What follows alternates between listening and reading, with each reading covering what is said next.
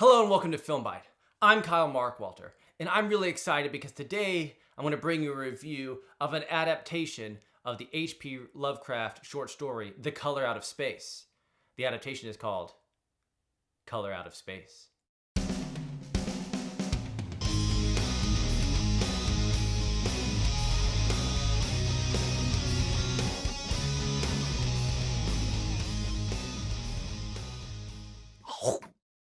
Color Out of Space was initially released at the Toronto International Film Festival in 2019, but was not released in the US until January of 2020, and it flew under the radar. I mean, H.P. Lovecraft adaptations are not the kind of thing that get a lot of mainstream attention oftentimes, but this film is truly wonderful. I've worked on a variety of film adaptations of books and literature, and going to be honest, it's really hard to adapt something that is truly literary into something that is truly cinematic.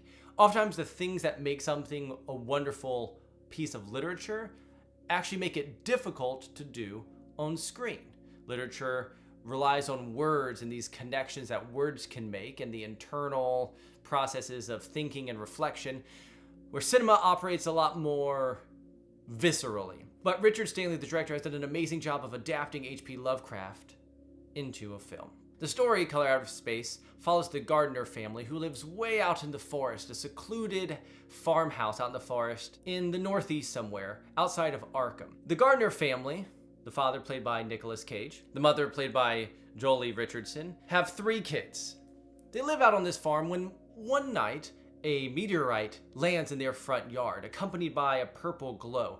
It disappears within a few days, but then slowly things begin changing. The flora, the fauna, the woods, things around the house, the family themselves.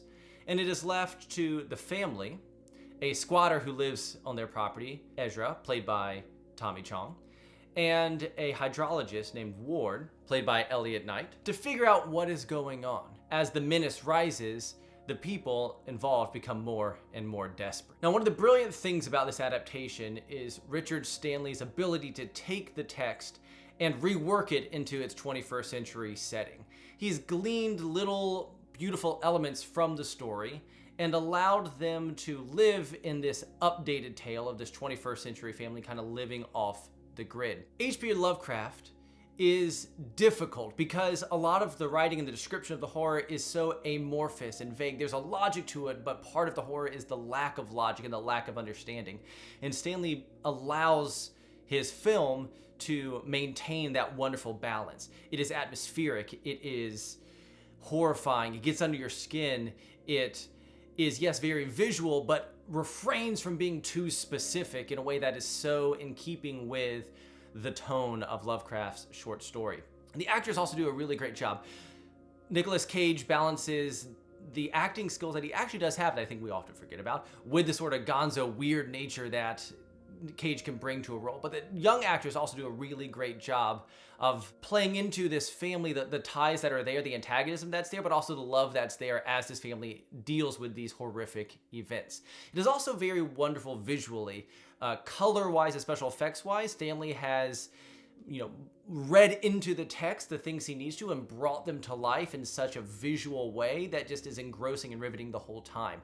The suspense is there, the horror is there, maybe at a slower pace than die-hard horror fans might want, but is so tactfully done that it just builds and builds and builds until we're left with this sort of almost cataclysmic but so personal conclusion that we get at the end of the film. I would highly recommend it. 3.5 out of 5 bites for sure. I really want to give it more. I love horror movies. I love sci-fi movies. I ultra love sci-fi horror movies. And this movie is so craftily made. Stanley's done an amazing job. He sets up things at the beginning of the film that you reflect on later, that in the back of your mind just itch there and something's going to come back to it. He sets those things up so well. It's so tight and cohesive.